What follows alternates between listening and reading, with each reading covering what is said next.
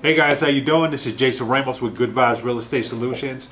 Sitting here again with Mr. Steven Chatto for another episode of Chat with Chatto. Welcome. Thank you for coming again.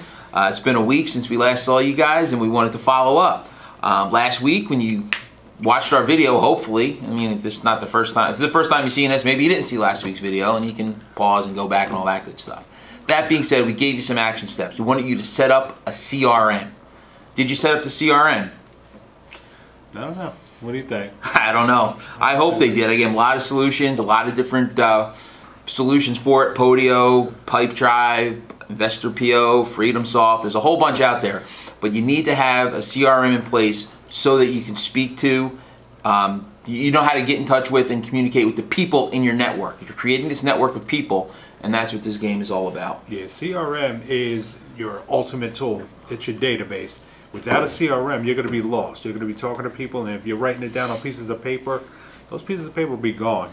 You know, unless you're extremely organized, there's no way that you're going to be able to keep up with all the leads that you're getting. And what we're going to be talking about today is setting up your mailing campaign and marketing and actually having the phones ringing. So paper does not work in this environment.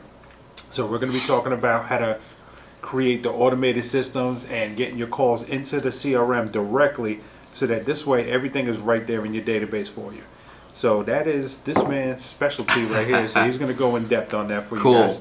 So as we were talking about before, so you got the CRM, so now you need to get your phone ringing. And there's a lot of free stuff we talked about in an earlier episode that you can do. But at the end of the day, if you really want to get anywhere, you got to spend some money and do some marketing in order to get your phone ringing. You need to get motivated sellers to call you. So one of the ways that works pretty darn well, it's been a staple in the wholesaling area for a long time, is direct mail. So direct mail is either sending out a postcard, a letter, some type of mail piece to somebody. So that being said, who are you going to mail, right? That's the first question, is who you're going to mail. So I'm going to put you in touch with a website. It's called listsource.com. listsource.com. And you can go onto that website and you can choose different demographics, different areas, different zip codes, different geographies, how much money they owe on their mortgage, whether or not they live at the property. They might be considered an absentee owner, which is something where the person owns a house but doesn't live there, which is a common list that people send out. So that is one source to get leads. You know, you got to go through and you got to make some intelligent decisions and look at all the different criteria. So jump on ListSource when you get a chance and look through that. The next thing you want to look at is what other lead sources are available, right? A lot of people get probate leads, inheritance leads. Another one would be tax delinquents. Like, how do you find out from your local government officials, like, who didn't pay their taxes? Like, is there a way for you to find that? Is it online somewhere? Sometimes eviction is another great list. In our area, the only way to get the eviction list is to actually go down to the court once a week and get the list of the docket off the wall, and then going and figuring out who those people are. That's like a really manual process. But that's one way to go about finding people to mail. Right, so the whole key is you want to identify any type of distress. That is your target market. You're targeting one of two things: either a distressed seller, somebody that's in financial distress, or they might have to sell due to a divorce or something like that, or a property that's in distress. And a property that's in distress is when you're driving around your neighborhood, you see the property is beat down, the grass is like 20 feet tall, it hasn't been updated in a long time. So those are your two distress.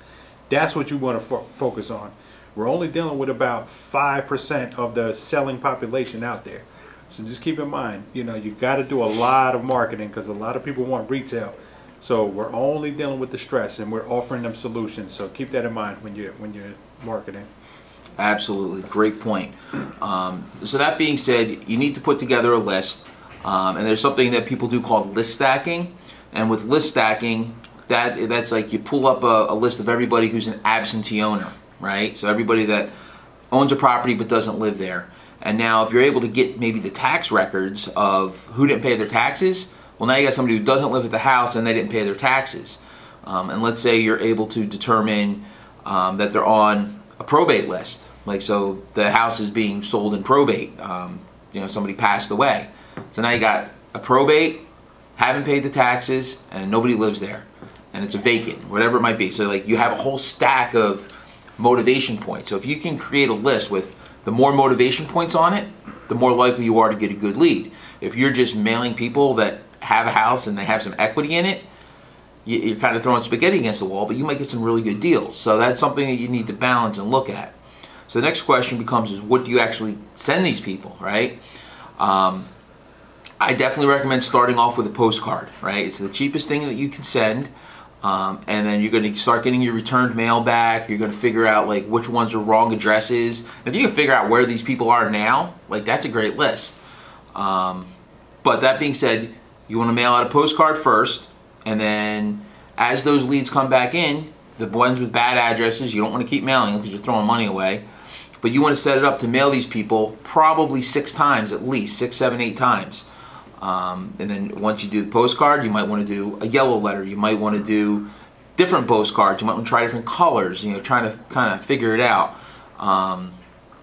That being said, there's a website that we normally use. It's called YellowLetterHq with no S, YellowLetterHq. They have a lot of mail pieces on there to choose from.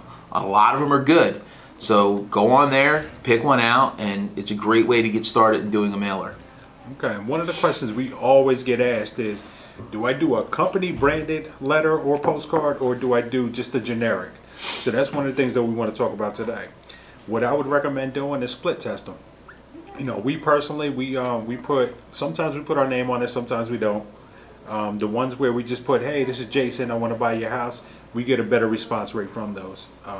So it all depends on your market, but definitely split test it. We do very basic, you know, sometimes we do a handwritten thing and we upload it, and it looks pretty cool. And, you know, we get a high response rate on that as well. So, you know, you don't have to do professional in this business. You just want them to read it. So just keep that in mind. Like if you're sending them a postcard and it doesn't have an envelope, you know, just make it eye-catching to them so that they actually pick it up and read the thing, because that's the likelihood that you're going to get called back. A lot of these people are just, you know, they have stacks of these things. Like if you're mailing to absentee owners or probates, other people have done it. Other people have mailed them, so they're going to have stacks. So you want to stand out. You want them to call you back. So just keep that in mind.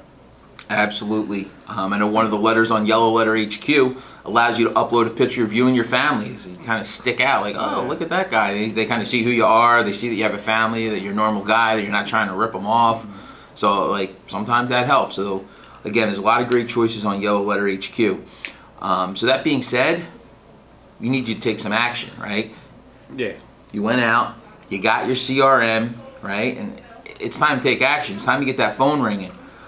So what do you think the commitment should be around that? Alright, so definitely want to do it, but before we get into that, real quick, the name of this game is consistency.